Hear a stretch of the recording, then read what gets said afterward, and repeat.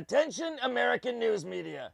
How about you grow a pair? You're so afraid of being tagged as the liberal media that the Stormtroopers have made you their bitch. Wah, they called us liberal. Wah. Shut up.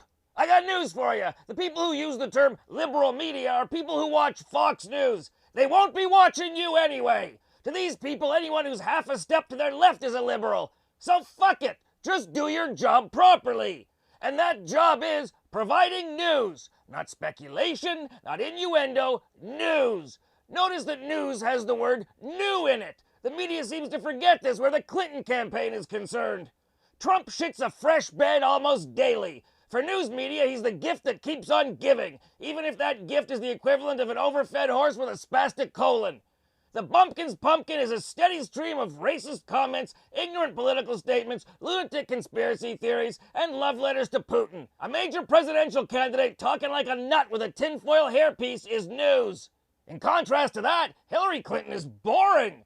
She barely ever says anything juicy, just yawners like detailed policy statements. But if the press doesn't seem to be devoting an equal amount of airtime to criticizing Hillary, the Stormtroopers scream the media is biased. So they resurrect old stories and give them equal prominence to Trump's newest nuttery.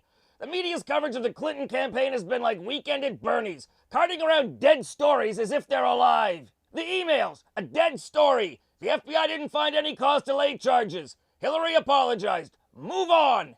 The Clinton Foundation, no pay for play. No special access, donations were not unusual, and the money went to dig wells and provide AIDS drugs, not to the Clintons' pockets. Move on. Hillary's health? She had pneumonia. Nothing secret or fatal. No strokes or brain disorder or any other alt-right fantasy. Move on. But the mainstream news media doesn't move on. It beats these dead horses like Rocky with a slab of beef, just to be able to say they're being fair.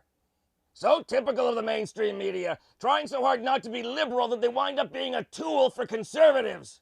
Here's a tip for you. Balanced coverage of politics means equal scrutiny when there's something to scrutinize. It doesn't mean giving each candidate the same amount of airtime every day, regardless of whether it's warranted. Imagine if sports reporting was the same way that news reporting covered presidential politics. Every broadcast would have to devote equal amounts of time to teams that played as teams that didn't play. Lots of airtime filled with news that isn't news and old information rehashed to make it seem like news. And that's been the coverage of the Clinton campaign. Keep asking her about resolved issues and report her same old answers as if it's fresh news, which gives the impression there's some new suspicion instead of a lazy press afraid of being called liberal, thus creating a false equivalency between old disproven accusations and Trump's hot and fresh fuck-ups. So if you're doing the math, that means that every one story about Clinton is equal to about 25 about Trump. That makes the Clinton stories appear to be more serious, when the fact is the only reason the news runs these old stories is because Clinton isn't making any new major mistakes. And yeah, it does hurt Hillary's campaign. Here's how it works. The media flogs a dead story, like the emails. The public gets sick of hearing about the emails, which translates into being sick of hearing about Hillary.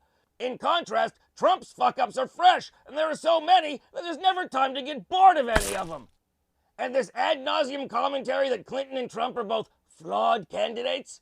First of all, any politician with a 25-plus year record is going to have some missteps. But in 25 years, Hillary has made fewer missteps than Trump has made in any 1 month.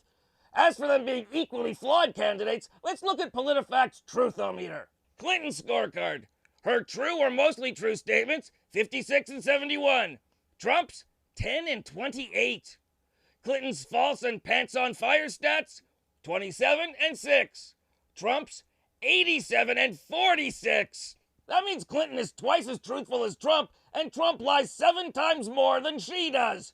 Her lies are in the negligible range, his are off the frickin' chart. You still think they deserve equal distrust and scrutiny?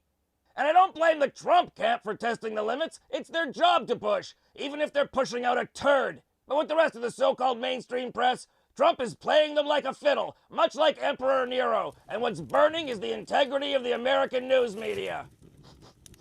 Smells like chicken. I'm Ed the Sock. Follow me at Ed the Sock on Twitter, and don't forget to subscribe and blah, blah, blah, blah, blah. Enough of this horse shit.